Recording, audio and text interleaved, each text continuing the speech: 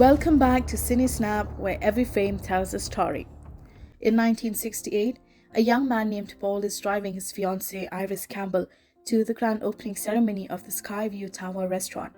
To make the surprise truly special, he blindfolds her so she won't suspect anything until the last moment. When Paul finally removes the blindfold, Iris freezes, overwhelmed by the majesty of the tower building that disappears into the sky. She feels an inexplicable sense of anxiety and fear but hides it carefully from Paul, not wanting to ruin the moment, especially after he managed to get their names on the list of the restaurant's very first guest. Iris hugs Paul, thanking him for the wonderful surprise. When she notices a mischievous boy fishing coins out of the fountain, a restaurant staff member scolds the boy and he apologizes. But as soon as the man turns away, the boy slips a coin into his pocket. At the entrance, a photographer takes a picture of the couple and they receive a portrait to remember the day. As they enter the building, they find the elevator nearly full. However, the elevator operator invites them in and the couple steps inside, not wanting to appear rude. Suddenly, the elevator doors jam. The operator apologizes and presses the buttons again. The elevator resumes operation and begins its ascent. The operator proudly announces that construction of the restaurant was completed 5 months ahead of schedule, which only adds to Iris's unease. To make matters worse, the mischievous boy storms on the elevator's glass floor in an attempt to scare her, but the elevator safely reaches the top floor, and Iris quickly forgets about her fear. The hall is breathtakingly beautiful and unlike anything she's ever seen. However, it turns out their names are not on the reservation list, and the person who had taken their booking was fired earlier that very day. They were asked to leave. Paul is clearly disappointed. Not wanting to ruin the surprise, Iris waits for the manager to get distracted and then quietly leads her fiancé toward the bar where a crowd of people has gathered. On the way, they pause to watch a chef putting on a dazzling fire show. Paul then leads Iris to the massive panoramic windows that overlook the city. It's only then that he notices how nervous she seems and realizes she has a fear of heights. But Iris insists that's not the case. She picks up a rose and tucks it into his jacket pocket, only to suddenly prick her finger and draw blood. Paul heads off to get champagne and Iris is suddenly overcome with nausea and rushes to the ladies' room.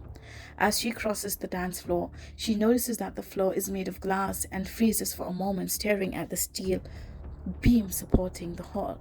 But the nausea gets worse and Iris runs off, not noticing that a piece of the chandelier has fallen and a crack is forming in the glass floor. In the hallway, she notices a little boy.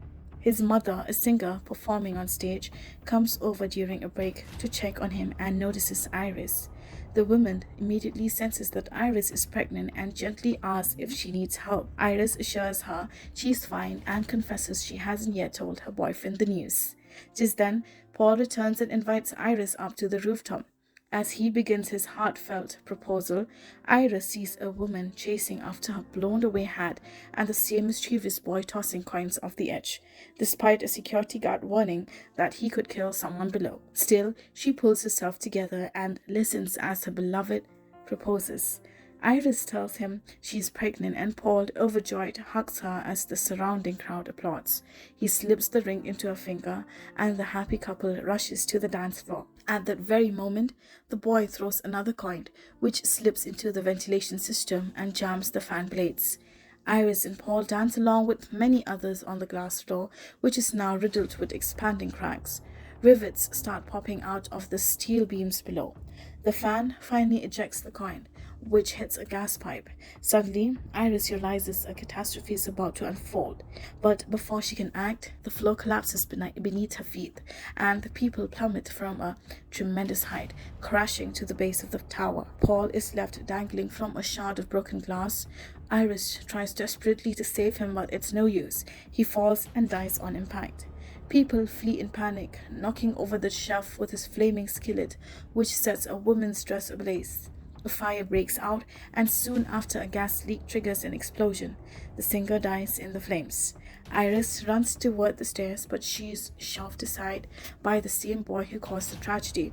She sees him fleeing down the staircase, which begins to collapse behind him, and she hurries to the elevator. But someone pushes her out just in time, seconds before the elevator plunges into the shaft. Iris tries to find an escape, but the building begins to tilt. She barely manages to reach a safer area while many others are left clinging to a glass wall, staring in horror at the grand piano swaying above them.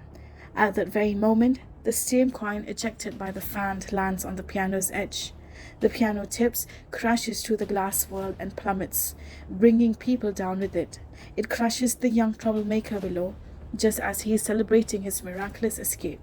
The coin falls back into the very fountain he had taken it from. Then Iris hears a child scream and spots the singer's son hiding in a box. She pulls him out and the two of them make a run for it, but the building continues collapsing. Iris's hand gets caught in a tangle of metal rods snagged by a ring. The ring slips off and they both fall to their deaths.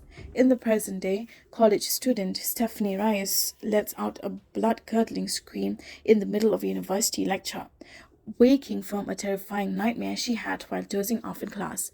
Her professor asks her to stay behind and explain her strange behavior, but she has no real excuse. That night and the next, she dreams the same exact nightmare, reliving everything Iris experienced. Her roommate threatens to kill her if she doesn't stop waking her up with her screams. Stephanie confesses that her grandmother's name was Iris, but she's never met her and doesn't even know if she's alive. Her friend suggests she look into it. Maybe learning more will help her understand the dreams and stop them. Stephanie returns home in search of answers. Even in the briefest moments when she nods off, the nightmare returns, so she forbids herself from sleeping. Soon, she arrives in her hometown where she is greeted by her father and younger brother Charlie, who now occupies her old bedroom. She searches for a box containing her mother's belongings, which had old photos and an address book, but her father doesn't understand why she needs it. Stephanie finally admits she's trying to find her grandmother Iris. Her father insists he threw out all the old directories long ago. Just then, Charlie shows up, getting ready to visit some cousins. Stephanie offers to drive him, and their father asks her not to bring up Iris around Uncle Howard. She promises, but once in the car, she tells Charlie everything and makes him swear to keep it secret. She also admits she's on the verge of being expelled, which delights her brother since she was always held up as the perfect student, class president, straight A student, medal winner. Stephanie tells him about her nightmare involving their grandmother Iris, but he doesn't see what's so frightening about it. Soon, they arrive at Uncle Howard's house, where they meet him, Aunt Brenda, and their cousins Eric, Bobby, and Julia. Stephanie realizes there's a lot she didn't know about her brother, like the fact that he's taking lifeguard courses and planning to ask the girl out. While Charlie chats with Julia about it, Stephanie heads to the kitchen to question Uncle Howard about his mother Iris and to share her nightmare. Aunt Brenda suggests it's probably just stress and a lack of melatonin, but Stephanie insists she's seeing the same dream over and over, something about a restaurant in the sky. At the mention of the name, both aunt and uncle exchange uneasy glances. Stephanie realizes they know something. Then the cousins walk in, assuming their grandmother has been dead for years. Uncle Howard urges her to forget about the old woman who ruined both his and Stephanie's mother Darlene's mental health. Darlene left her husband and children and now lives on the road in a trailer. After Paul, Howard, and Darlene's father died, Iris completely lost her grip on reality. She pulled the kids out of school and locked them indoors, convinced she was constantly seeing visions of the deaths. Child Protective Services were forced to take the children away, but Iris stalked them. And when her children grew up and had kids of their own, she started sending horrifying letters, complete with obituaries and photos of dead bodies.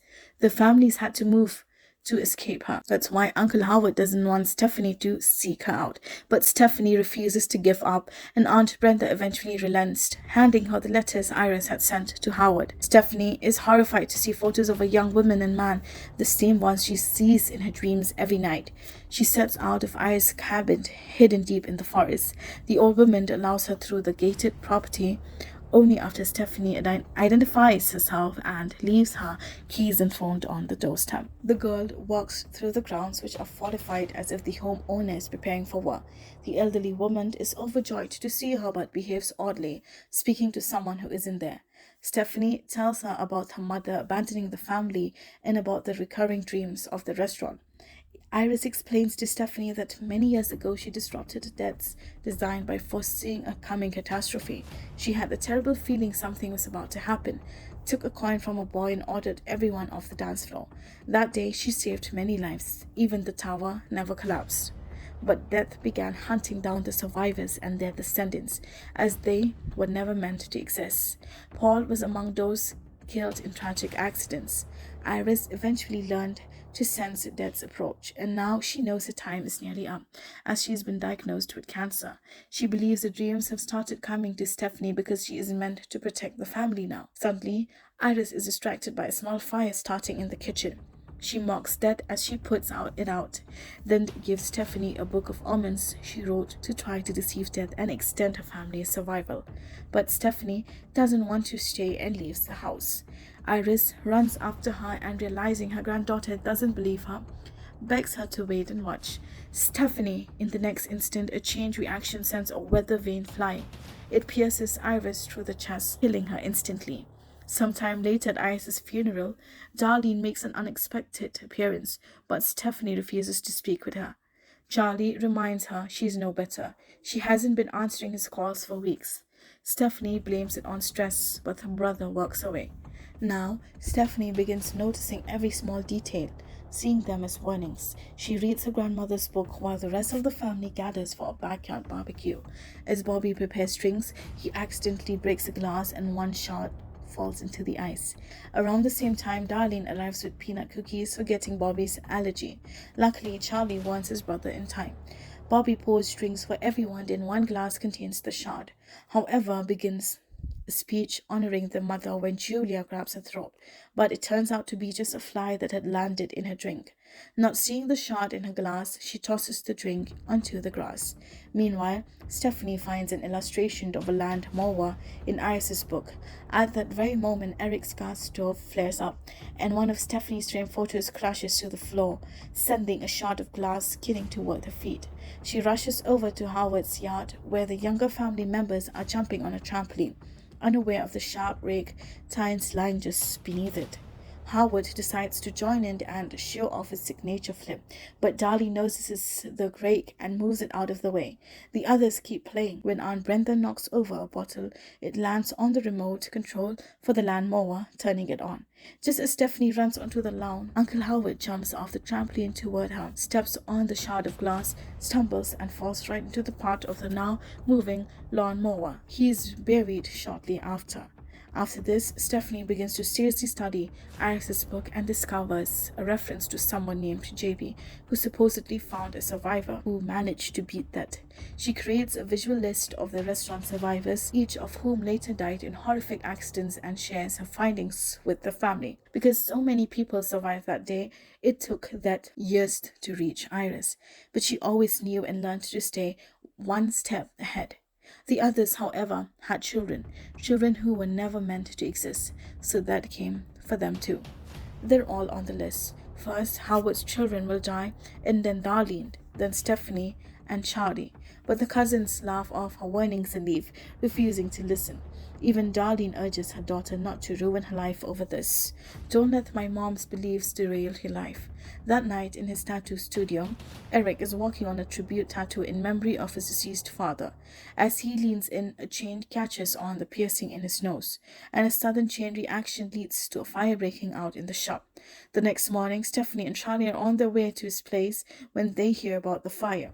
But then Eric walks up to them, alive and well, having suffered only minor burns. Convinced that death is still pursuing the family, Stephanie warns Eric that he could die right there, even on the seemingly safe street. She lays out what sounds like a ridiculous chain of events that could lead to disaster. Just as Julia appears, she laughs off her sister's warning. But a moment later, everything Stephanie described begins to unfold. Only it's not Eric who dies, it's Julia. She's pulled into a garbage truck. The family tries desperately to save her. Stephanie climbs into the compactor and reaches out her hand, but it's too late. Julia is crushed to death. My sister is in a bag. Now, the remaining relatives finally realize Stephanie was right. The order was scrambled because Eric wasn't Howard's biological son, something only his mother had known. Bobby suddenly understands he's next.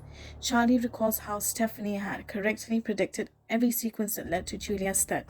She explains she figured it out using Ice's book. It also mentions a survivor named JB.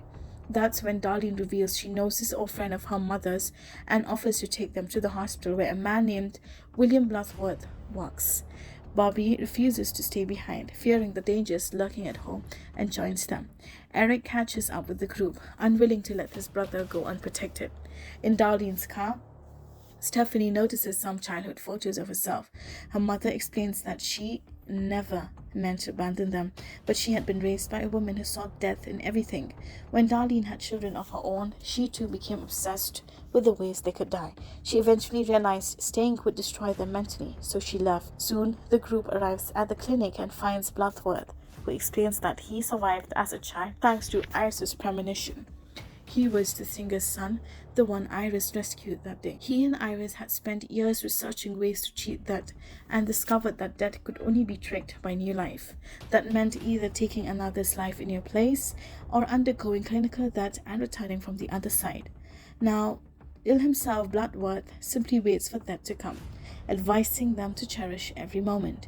In an effort to create new life, Eric proposes using Bobby's peanut allergy to bring him to the brink of death, then revive him with an EpiPen. The boys head to a vending machine for the snack, but it jams. Oh, you've got to be kidding me. Come on. Eric shakes it, unaware that one of the inner springs comes loose. Eventually, Bobby gets the peanut bar. Eric leaves him alone in an empty MRI room while he goes to retrieve the auto injector as Stephanie, Charlie, and Darlene search for them throughout the hospital. Eric returns with a wheelchair to transport Bobby quickly to the ER once he starts reacting and pockets the injector. Bobby sits, eats the bar, and begins to suffocate. Hey, you're doing it. Yeah, you're doing it, Bobby, you're doing it. Eric gets ready to wheel him out, but the MRI machine suddenly activates behind him.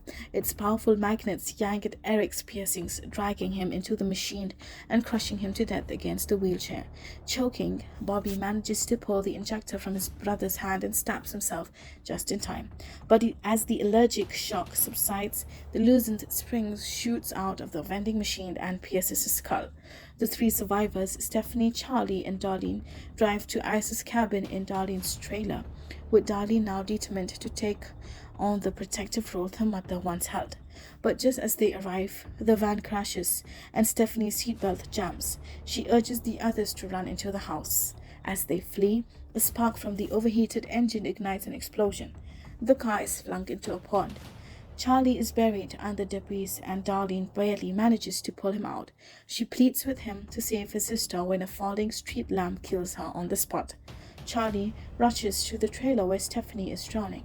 He cuts her free and successfully resuscitates her, disrupting death's plan and saving them both. A week later, at Charlie's graduation ceremony, the siblings learn that a person is only considered dead by drowning after 5 minutes of unconsciousness. Charlie had revived Stephanie within one, meaning she had only blacked out. At that moment, a woman buying cookies from a street vendor drops a coin. It lands between the rail switch tracks, causing a train to derail. And just as Stephanie realizes they're still in danger, the train crashes through a barricade onto the road. The siblings try to flee, but several massive logs from the train's cargo fall and crush them both, finally completing that grim design.